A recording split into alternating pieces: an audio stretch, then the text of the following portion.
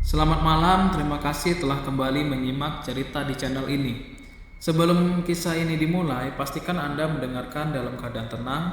Jika malam ini angin terasa lebih dingin atau suasana di sekitar Anda tiba-tiba sunyi, biarkan saja. Karena cerita kali ini berasal dari salah satu tempat pemakaman tertua di Kota Padang. Tempat yang pada siang hari tampak biasa, namun pada malam hari menyimpan kisah yang tidak semua orang berani dengar. Jadi cerita kali ini berjudul Kuburan Cina di Padang.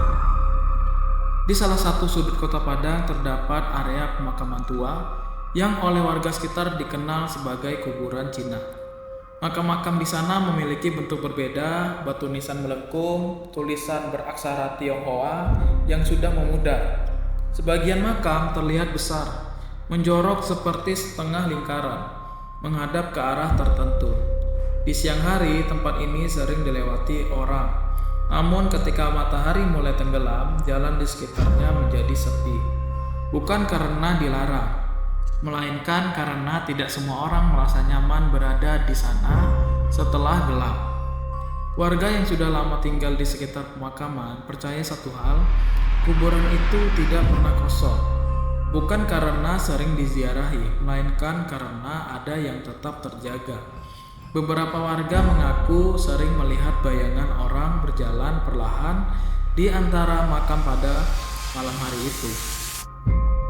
Pakaiannya seperti pakaian lama, langkahnya pelan dan wajahnya tidak pernah terlihat jelas. Jika diperhatikan terlalu lama, bayangan itu akan berhenti dan menoleh. Suatu malam, seorang pemuda bernama Ardi melewati jalan kecil di samping kuburan tersebut. Hujan baru saja reda, tanah pun masih basah. Udaranya sangat lembab. Saat melintas, Ardi mendengar suara seperti orang menyapu daun kering. Namun ketika menoleh tidak ada siapapun. Beberapa langkah kemudian, ia mendengar suara lain. Bunyi seperti logam kecil yang diketukkan pelan ke batu. Ting, ting. Suaranya berasal dari dalam area pemakaman. Dengan rasa penasaran, Ardi pun melirik ke arah sumber suara tersebut. Di antara dua makam besar, ia melihat sosok seorang lelaki tua berdiri membelakangi jalan. Rambutnya putih panjang, pakaiannya seperti jubah gelap, tangannya memegang sesuatu mirip dupa yang belum menyala. Sosok itu pun berdiri sangat diam. Saat Ardi hendak melanjutkan langkah, lelaki tua itu berbicara tanpa menoleh. "Sudah larut, kenapa masih lewat sini?" Suara itu pelan namun terasa sangat dekat. Ardi mencoba menjawab dengan sopan lalu mempercepat langkah. Namun anehnya, jalanan yang biasanya hanya beberapa puluh meter terasa sangat panjang pada malam itu. Lampu jalan di depan terlihat semakin jauh setiap kali menoleh ke belakang. Sosok lelaki tua itu masih terlihat, tidak berjalan dan juga tidak mendekat. Hanya berdiri dan menatap. Dan setiap kali Ardi menelan ludah, ia mendengar suara berbisik pelan dari arah makam. "Jangan menginjak batas." Keesokan harinya, Ardi menceritakan kejadian itu kepada seorang pedagang tua di sekitar lokasi tersebut. Pedagang itu pun terdiam cukup lama, lalu ia berkata, "Kuburan itu sudah ada sejak sebelum kota ini ramai. Banyak yang dikuburkan tanpa keluarga yang bisa pulang menengok." Menurut cerita, beberapa arwah di sana tidak pernah benar-benar pergi.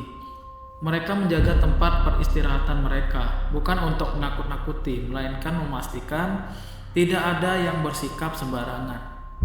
Sejak malam itu, beberapa pengendara ojek online mengaku mengalami hal serupa, melihat sosok tua berdiri di antara nisan, mendengar suara langkah pelan di belakang, atau mencium bau dupa padahal tidak ada yang menyalakan apapun.